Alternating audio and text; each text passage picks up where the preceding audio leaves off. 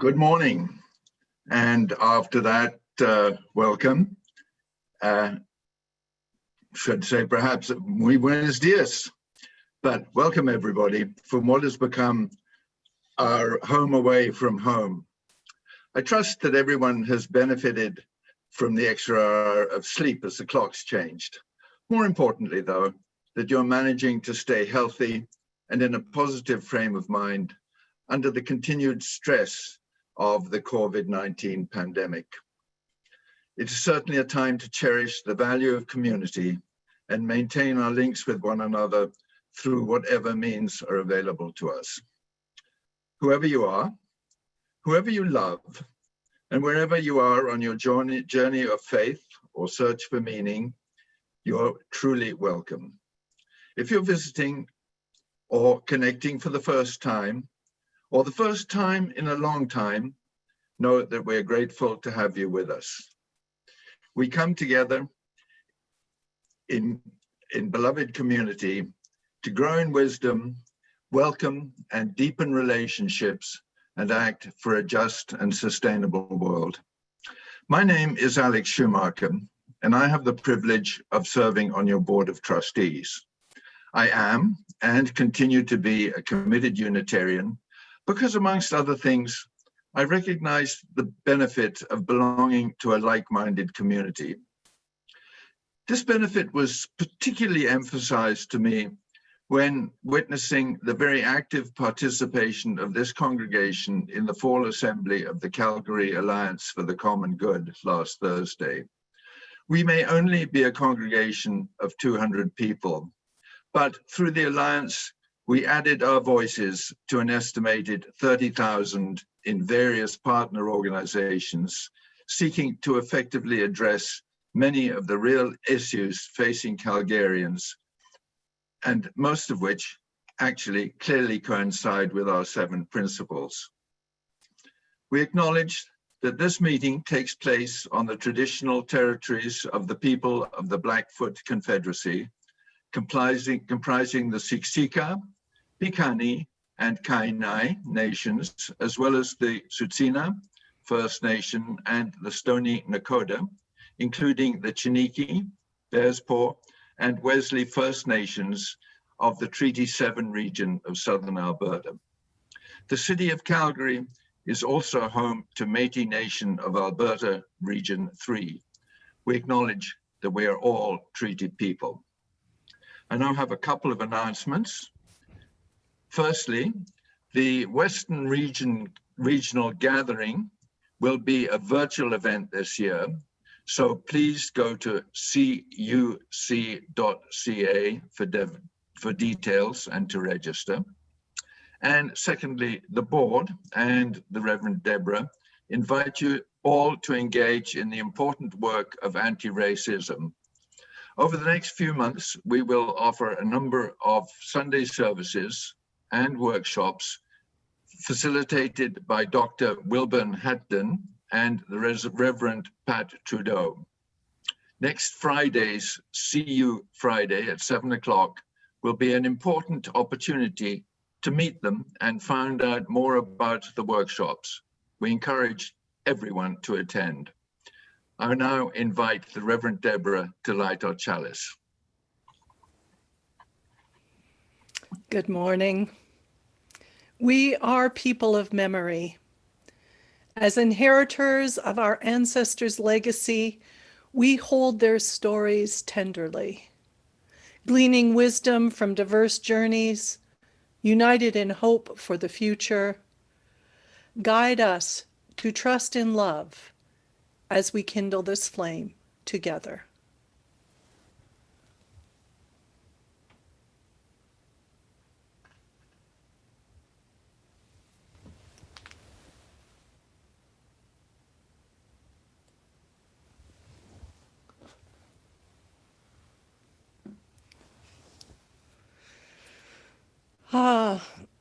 Good morning and welcome to this, our Day of the Dead service. That seemed to be the obvious topic given that this is actually the Day of the Dead, Dias de los Muertos, or Dia de los Muertos. The origins of the Dia de Muertos are rooted in Mesoamerican culture and possibly Aztec festivals that celebrated particularly the goddess Matakalahun. However, the festivities are now more widespread than they were then. Predominantly native to southern parts of what is now Mexico, the north of the country, due to different indigenous groups and rituals, was in fact only introduced to this tradition within the last 2 centuries. Either way, due to the arrival and influence of Christianity, which sought to annihilate many indigenous rituals, the festivities we see today, in all likelihood, vary somewhat from the Mesoamerican, I would say, significantly from the Mesoamerican Dia de Muertos celebrations. This is most true when we consider the moving of the festival's dates.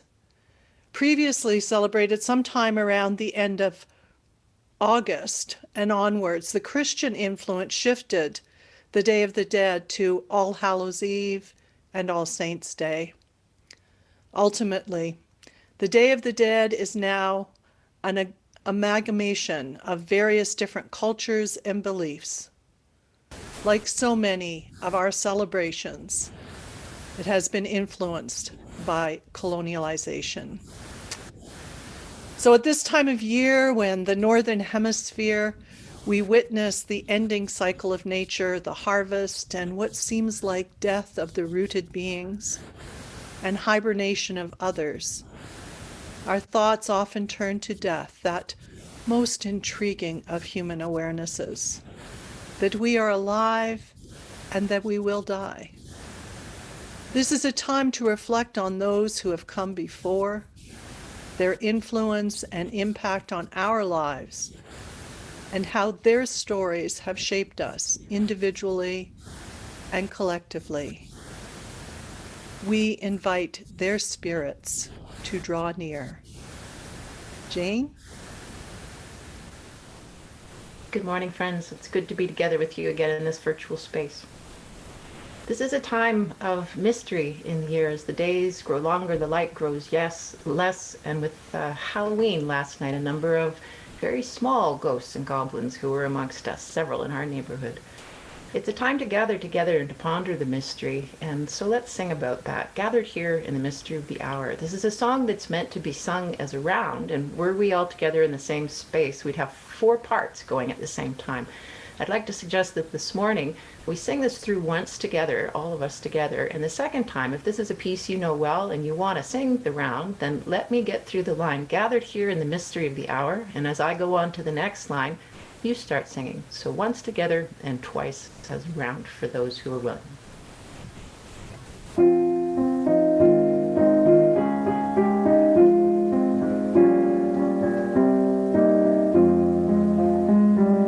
Gathered here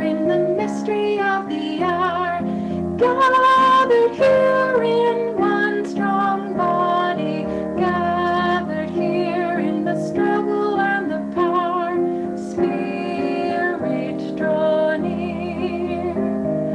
Gathered here in the mystery of the hour, gathered here in one strong body, gathered here in the struggle and the power, Spirit draw near.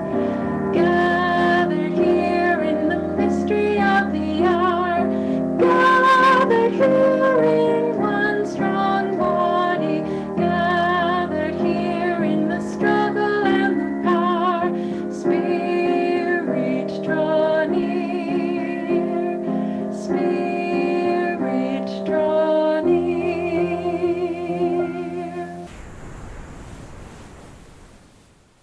Good morning, everyone. It's lovely to see you on this day after Halloween and on the Day of the Dead. Last night was a lot of fun. I hope everyone out there had a good time. We did our Halloween hunt at home. So I'm going to show you a few clues that we made. And Arno Bruma was the artist. He made these cards for me, and I made the clues. So the first one was, Go where tiny trolls live. It rhymes with microcave. Where could it have been hidden? And the next one was go where evil mermaids lure unsuspecting children. And the answer to that was in the bathtub with the evil mermaid. So that was a lot of fun. And Morgan got a little hoard of candy and had a good time with that. And I want to say thank you to everyone who bought a multi-faith calendar. They're now all sold out. We earned $170 for the youth fund. And so what that means is we're working really hard to be radically inclusive. And so those funds go to youth who want to attend the virtual youth conferences this year. And it means that everyone can come regardless of their financial circumstance. So that's part of our journey to radical inclusivity, and I'm really thrilled. So thank you to all of you out there who bought a calendar this year. And today at 2:00, the youth are continuing their journey with Popcorn Theology. They'll be watching Hotel Rwanda, which is a fantastic story of a man who helped save over 1,000 refugees during a time of great personal risk and hope against all odds. So that's happening today at 2 for the youth. And if you're like, wow, that sounds like a good movie, we'll be playing it again for See You Friday on November 20th. So you'll want to check out the details in the e-news for that. Everyone is welcome. It's rated PG-13. And that's a great movie. And speaking of movies, today at noon, we will be playing for the elementary kids, and everyone is welcome. We'll be playing Disney's classic Coco, which is a really great explanation of the Day of the Dead. And so you'll want to watch that with us today. The link to that will be put into the coffee time chat. So at noon, pop on in. We'll be playing that at noon sharp. So you don't want to miss it. And now Kathy has a story for all ages, The Man Who Had No Story. Enjoy. Well, there was a man who lived down by the bar of Bannon a long time ago. You know, his name was Brian O'Bannon. And he had the trade of cutting rods. You know, you go down by a marsh and you cut all these long rods and make baskets. But it was a poor year that time, and there was no place to find them. And so he followed his thoughts, and he came upon, it was this little glen called Altadore. Well, people had warned him, don't go to Altadore. That's where our ancestors who once had been great giants are now the little people under the ground.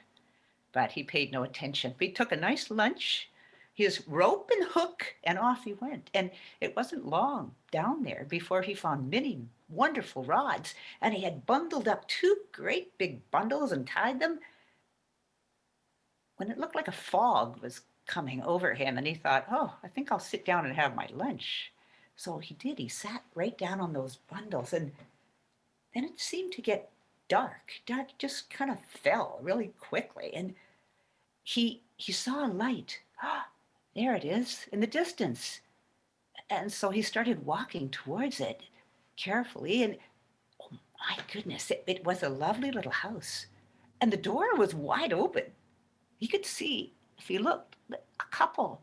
They were sitting by the fire, and they kind of were waving him in. So he came right in and sat down, and they said, Brian. I thought, they know me. Well, have you got a story for us? He said. And Brian said, no, I've never done a story in my life. I wouldn't know how to do that. Well, they said, you got to do something to earn your keep here tonight. So take this bucket and go down to the well outside and bring us back some water. For sure I can do that, said Brian.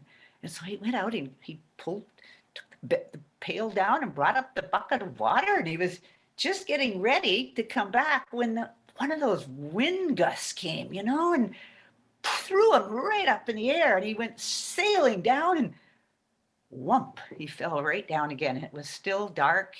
It was in the glen. He didn't know what to do, but there was another light.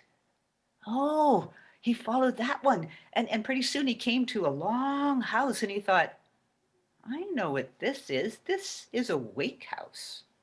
He saw inside all these people lined up with the coffin on the table.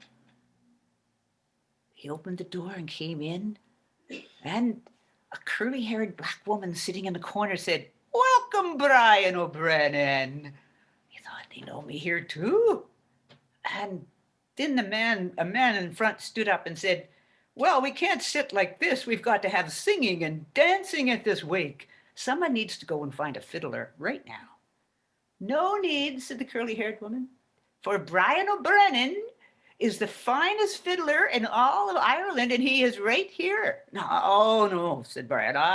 I've never fiddled anything in my life. I can't sing a tune." But before he knew it, the violin was in his arms, and he was playing it, and people were dancing, and he was pounding his feet, and he was singing the song along. Oh, they had such a wonderful wake as you wouldn't believe. And then that tall man stood up again and said, "Stop. We must have a priest now to say the words before we take him down to the graveyard."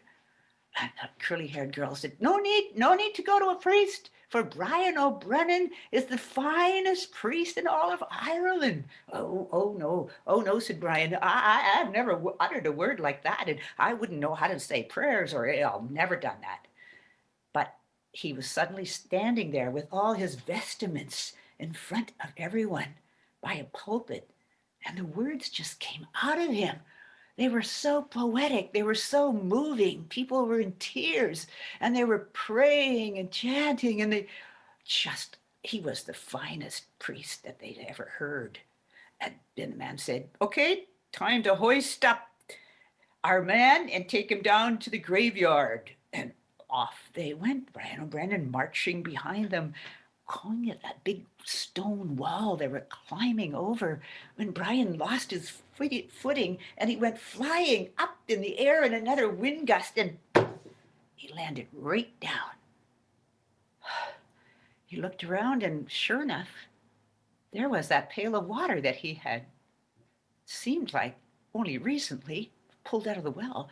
He took it into the house, and there was that couple sitting by the fireplace. "That took you a while," they said, "but tell me, do you have a story for us now?"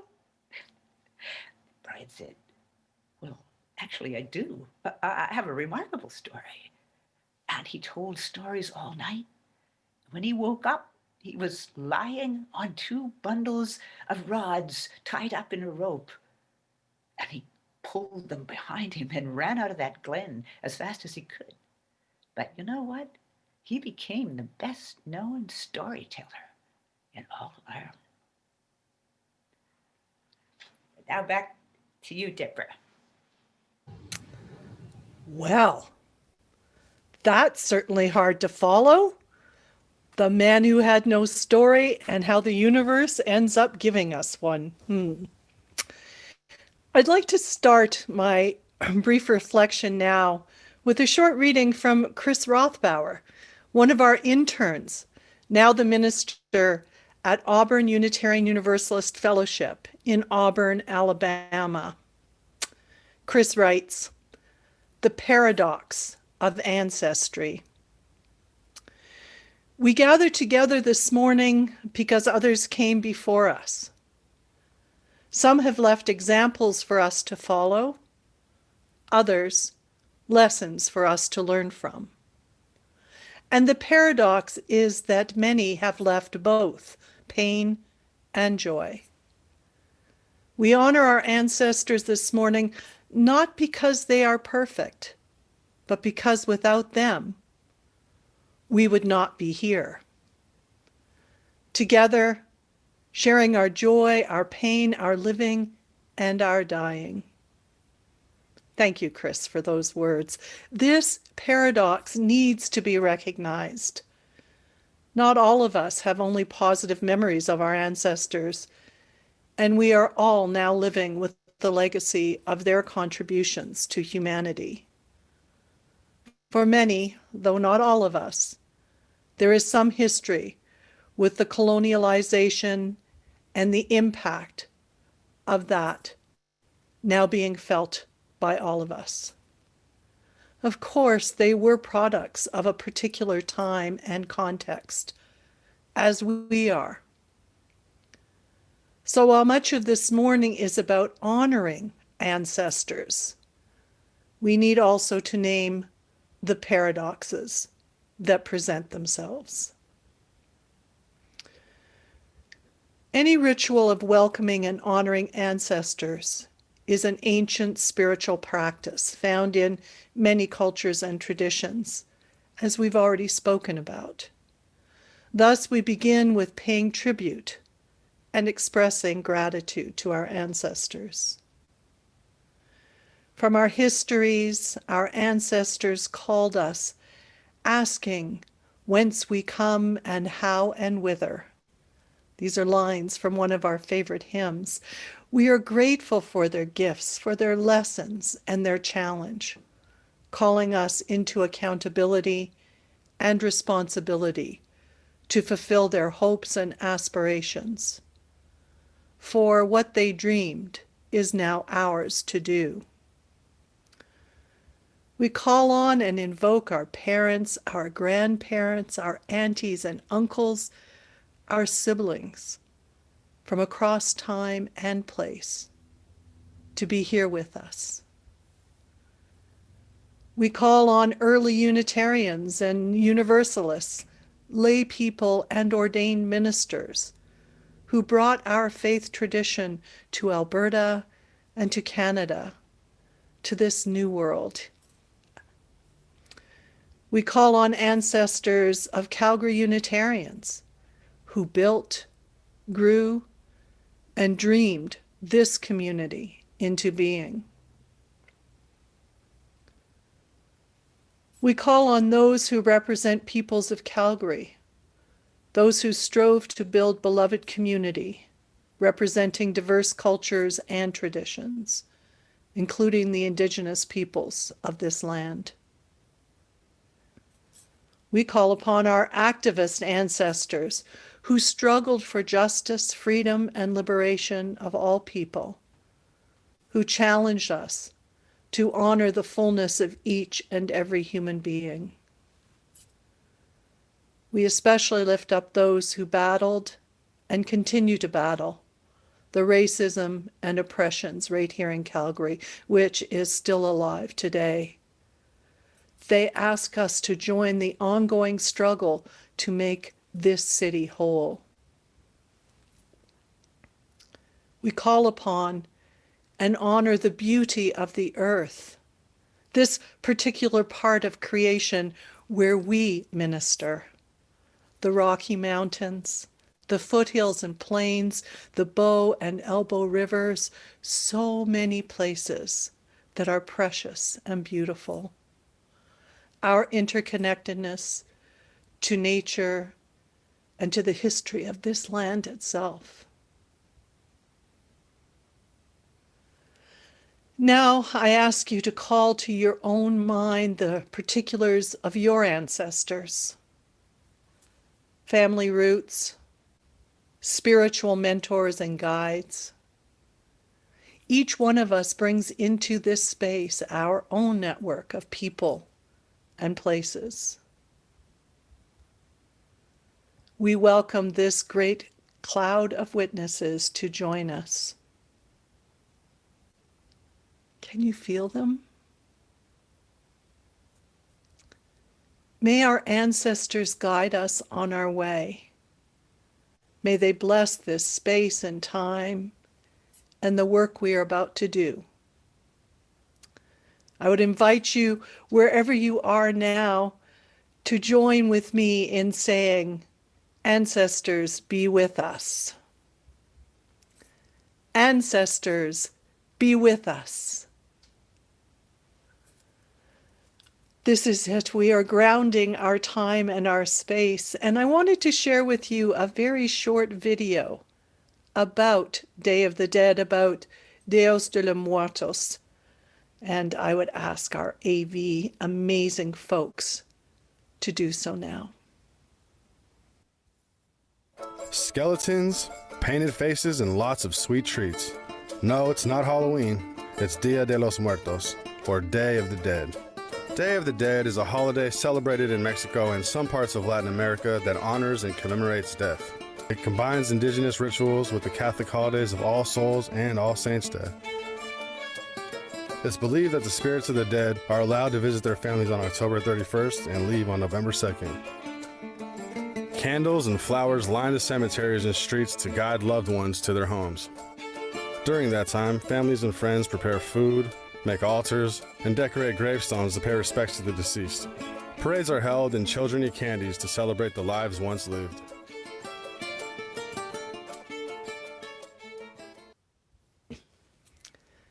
So much overlap of traditions, so many opportunities for us to recognize those who have passed. I've done what I could to create an altar as it would be for the Day of the Dead. And I'm going to invite you to focus on the altar, to join with me in recognizing your own ancestors. The long summer has faded now, and these first days of November mark the beginning of the coming winter. The frost has taken our tender plants. Leaves have fallen from the trees. Geese are flying south. The days are cooler, the weather unsettled, and the evenings are suddenly dark. Our children have played a little with death and fear. Last night for All Hallows Eve, for Halloween. And many of our Christian siblings mark today as All Saints' Day and tomorrow as All Souls' Day, both holidays commemorating the dead. And our Hispanic neighbors have celebrated the Day of the Dead. If we were members of traditional Mexican families, we would go this evening to have a picnic on the grave of our family members, celebrating, remembering, and honoring them. It would not be uncommon in Mexico to find on the gravestone, at the grave sites, cigarettes and bottles of Coke and various things that those people most cherished. So we would be having picnics on our ancestors' graves and honoring them. But most of us are far from the grave sites of our ancestors. But we can also honor those who have gone before us. So at this darkening time of year, our thoughts turn to things past, to life retreating, to those who are no longer with us.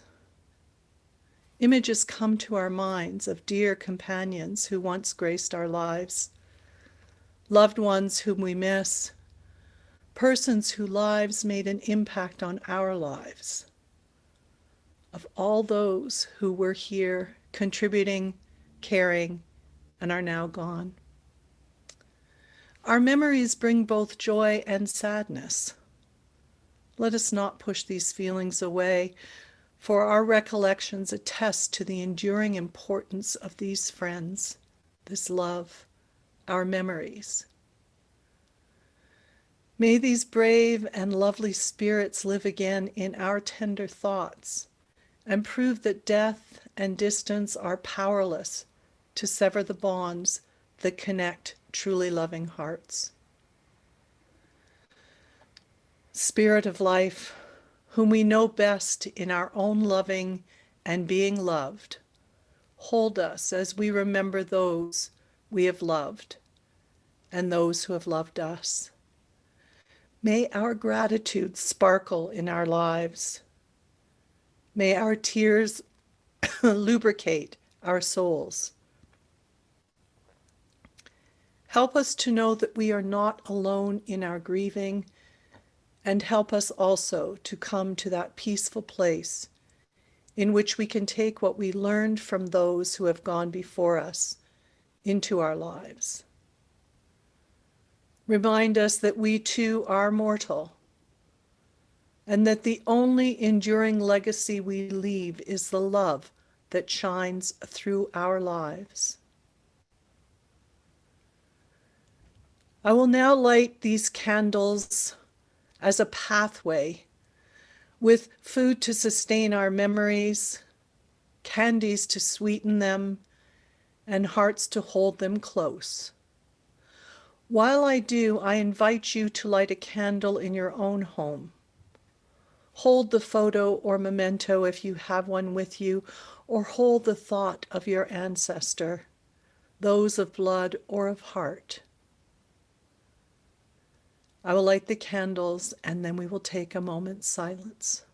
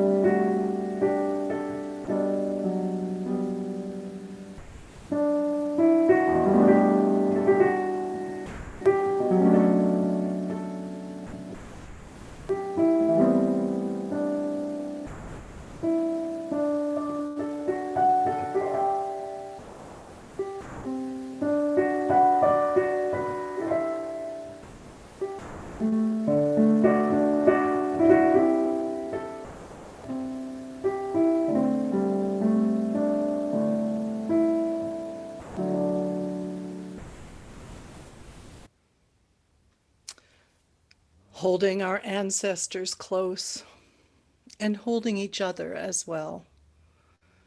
We take time to acknowledge joys, concerns, and milestones in our community.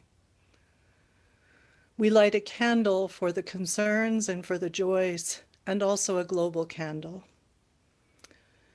Today, we light our candle of concern, for there are those who are facing medical treatment. Let us send our healing thoughts to them. There are those under pressure of insecurity, of resources or dwelling, of food and financial. May they find the security needed to thrive.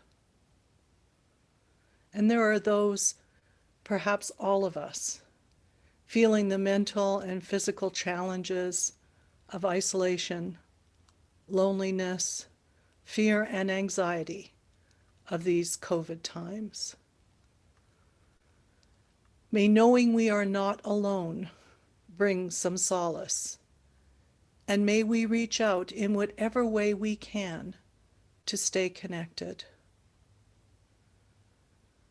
There are those feeling the pain of loss, so many losses of loved ones, of abilities, of what was normal.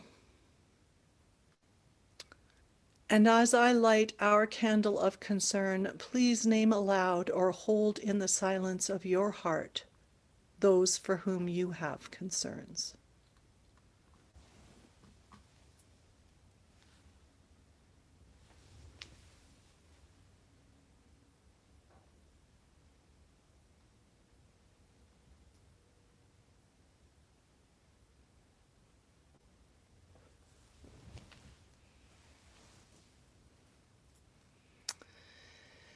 And there are joys as well. This first Sunday of November, we add our joy and best wishes to all those celebrating birthdays this month. May you find ways to celebrate. And for the guests who are becoming friends and the visitors who are curious and have found your way here, your presence is such a joy.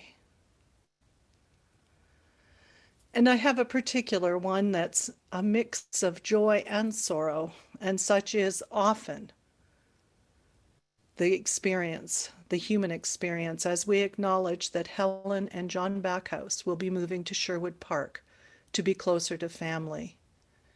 May their contributions to this community, so appreciated, may the long and enduring friendships they have cultivated continue, and may the good wishes of this beloved community accompany them on this new adventure. As I light our candle of joy and celebration, please name aloud or in the silence of your heart those to whom you offer appreciation, the celebrations in your lives, and the many joys that abound.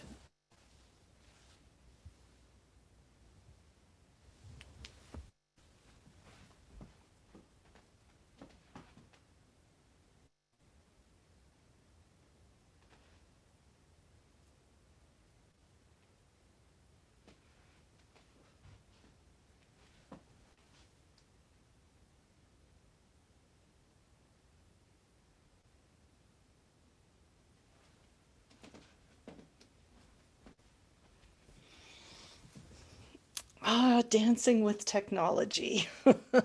So my new holder for my iPad only works when it's horizontal. So our fifth principle expresses our intention to affirm and promote the right of conscience and the use of the democratic process. In recognition of the election, the hopefully democratic process that will happen south of the border on Tuesday, I light our global candle.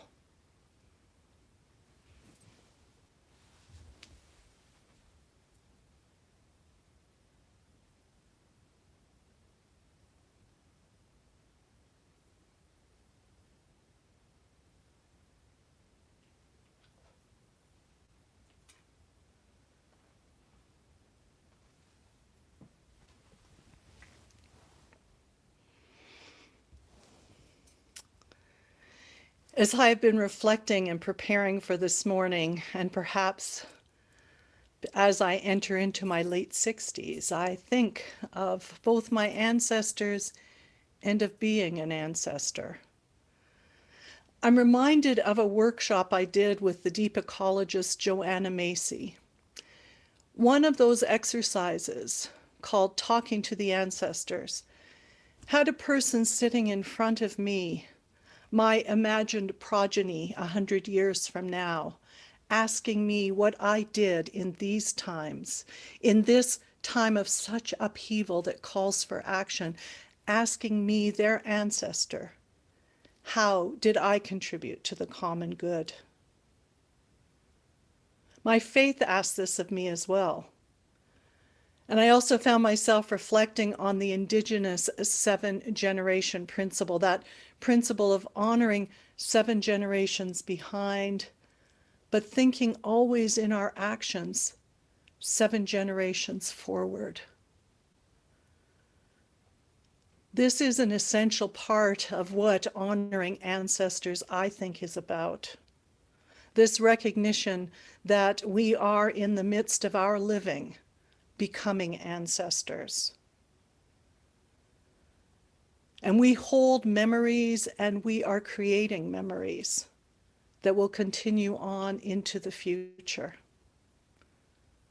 This is no small task, this part of being human that calls us to be agents of transformation, to live true to our values, our hopes, and our aspirations, always. I'd like to invite Kathy to introduce the next song, to tell you a little bit about someone else who had aspirations about ancestry. Kathy? This song is such an incredible legacy. The African poet and storyteller Barago Diop of Senegal wrote this poem, amongst many other, to preserve his Wolof culture from colonialization and finding the ancestors' breath in the natural environment, in the very trees and air and water of where they live. His words spread to America, where there was a hunger for African cultural revival, and the choir, Sweet Honey in the Rock, were the first to record this poem of the song.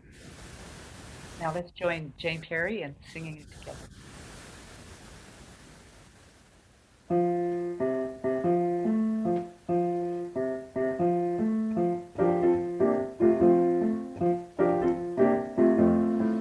Listen more often to things than to beings.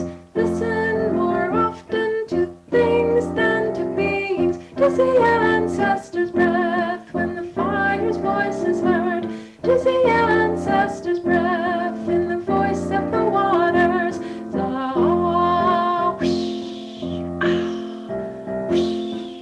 Those who have died have never, never left. The dead are not under the earth.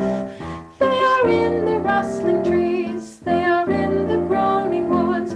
They are in the crying grass. They are in the moaning rocks. The dead are not under the earth. So listen more often to things than to beings. Listen more often to things than to beings. To the ancestors' breath when the fire's voice is heard. To the ancestors' breath in the voice of the waters.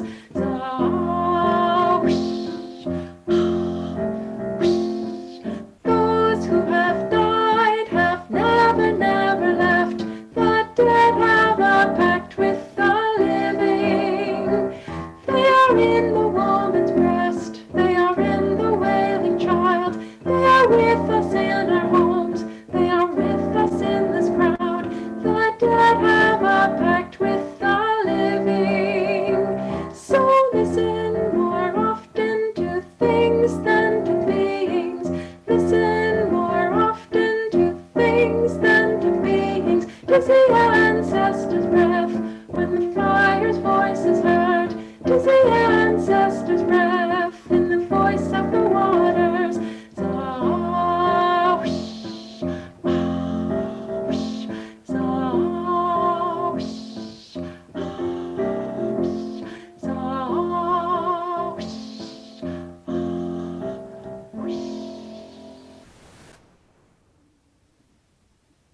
I recently Quintera Legacy Gardens, a memorial park in South Glenmore built to keep the memory of the deceased alive.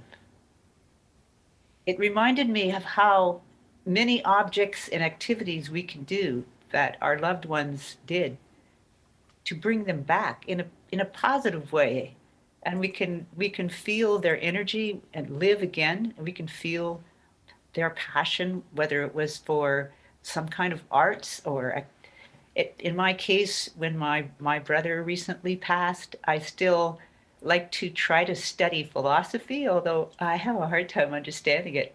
And I often just think, Tom, will you explain to me what Wittgenstein meant? And I feel like I have these funny little talks, but in those activities, it's a joyous way to bring back those who are departed, for they live on. In this legacy park is particular poignant because it was 6 years ago when 5 young people here in Calgary lost their lives at the hands of a disturbed man. It was a tragedy that affected our entire country. And just a few weeks ago, the Quintera Legacy Garden was officially opened in South Glenmore to welcome the youth back. There are 5 benches there with each of their names, surrounding a performance stage to encourage the arts of which they love: music, theater, dance, and huge instruments are surrounding the area and leading on a pathway down to overlooking the Glenmore Reservoir. Anyone can make music. Even I can hammer away on those xylophones, and the huge sound vibrates right over the water. I really I especially felt them there when I stood up on the stage and started to recite one of my poems. I felt they were there, yeah, saying, yeah, liked your poem a lot.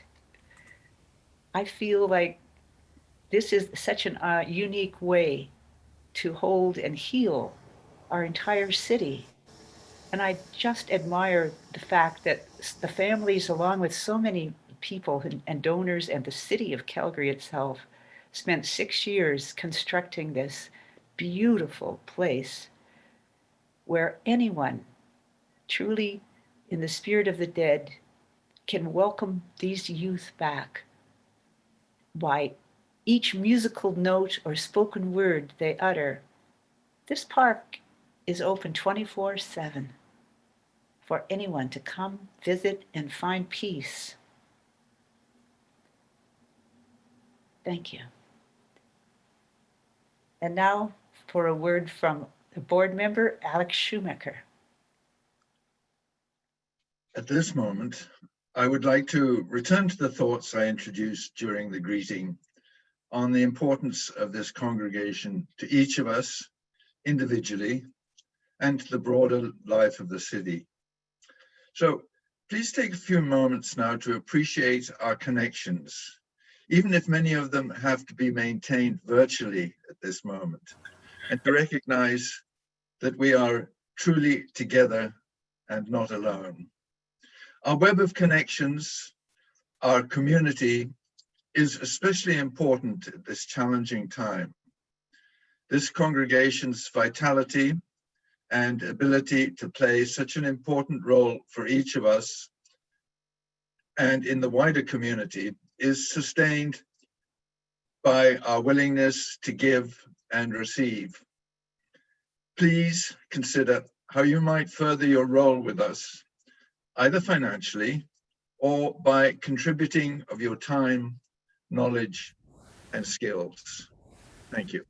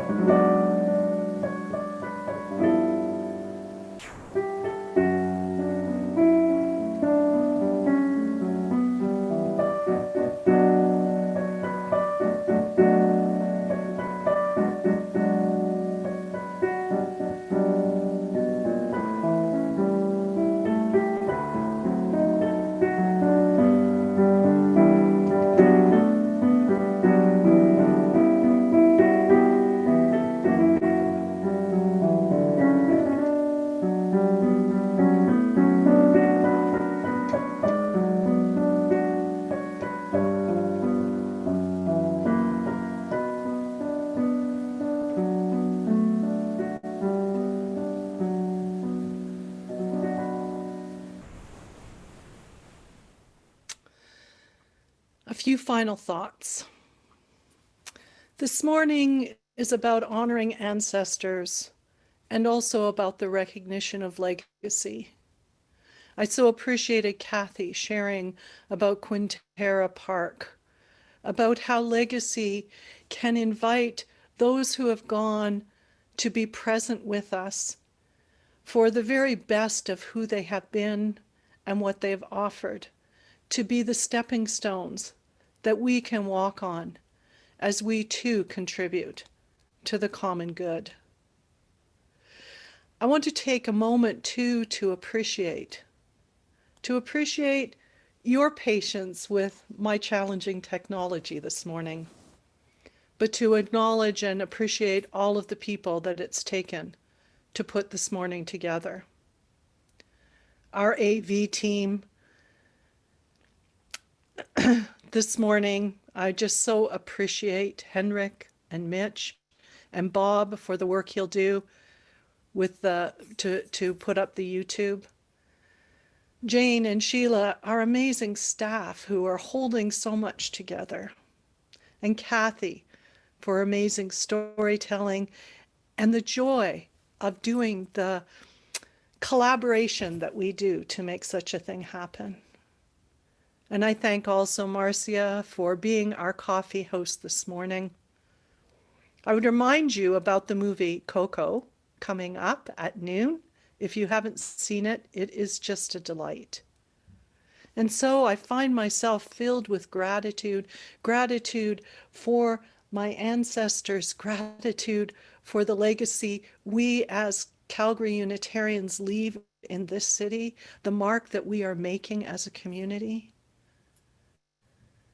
And I found myself drawn to a reading to close us for this morning, a reading written by the Reverend Leslie Takahashi, a dear and cherished colleague who is the chair of the Committee for Institutional Change with the Unitarian Universalist Association in the United States, a committee that is working to change systemically the structures of oppression and racism. And so I offer these closing words from Leslie Takahashi titled Immortality. In the daily weave of our lives, those who have died are still strong guiding threads. Theirs is the golden glimmer, or perhaps the brilliant red or the melancholy blue. Still, they are part of the whole cloth of our lives. They are the ancestors, the goers before. Through this, we know immortality. In the hour-to-hour rush of our daily tasks, they travel with us through something they taught us, which is now ours to do, through something they loved, which is now ours to carry out, through something we shared, which is now ours alone, and yet not. Through this, we know immortality. In the minute-to-minute grasp of where we are, we remember the joys our departed gave us, which opened us up to hope, the sorrows we knew together, which taught us strength, the life shared, which is now ours to steward. Through this, we know immortality. In the second-to-second pulse of life, we sense the spirit of those we have loved and lost. This presence is too shy for naming, too amorphous for fully knowing, and yet as real as the days we shared. Through this, we know immortality. They are more than remembered, they are memory itself. For what we love lives on in the way our beloved dead accompany us through our life. Their words and wisdom our guide, their humor our relief, their restless concern for the world our charge. Through this, we know immortality. And I invite you to join in our closing song, We Are.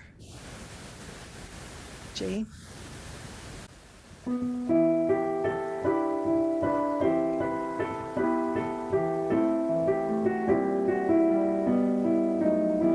For each child that's born, a morning star rises and sings to the universe who we are. For each child that's born, a morning star rises and sings to the universe who we are. We are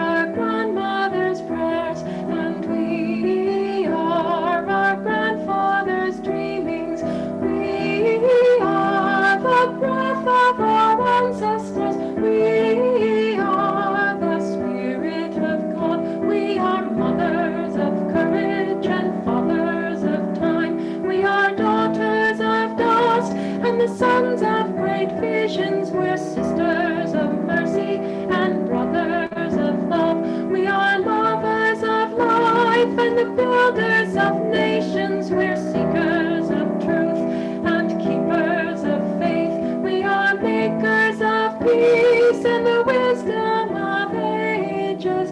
We are our grandmother's prayers, and we are our grandfather's dreamings.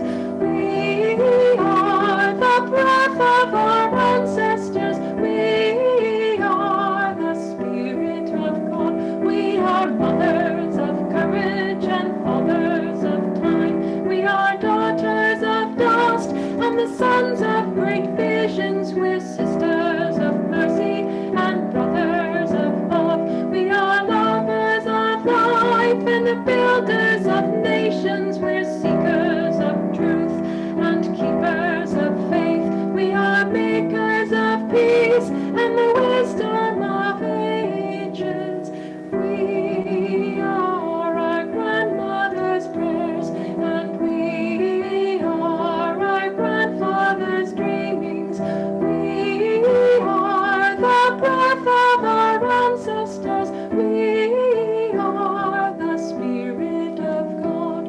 For each child that's born, a morning star rises and sings to the universe who we are. For each child that's born, a morning star rises and sings to the universe who we are.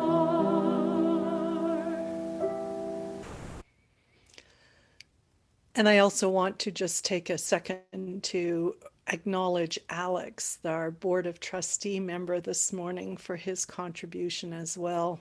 There's so much behind the scenes that the Board of Trustee does, and we're so grateful. As we extinguish the light of the chalice, we hold this community. We hold our ancestors, their legacy, and the legacy that we are creating in our hearts, for it is our work individually to continue to build for the best of all and for the transformation that is upon us.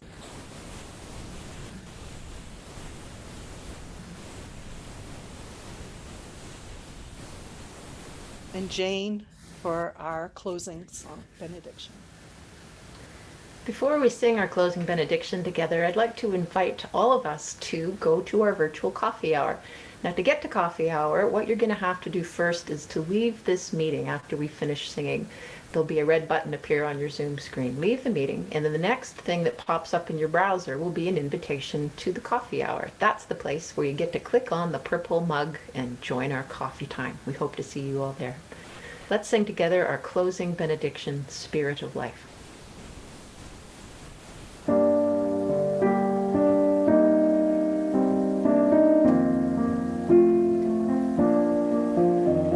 Spirit of life, come unto me.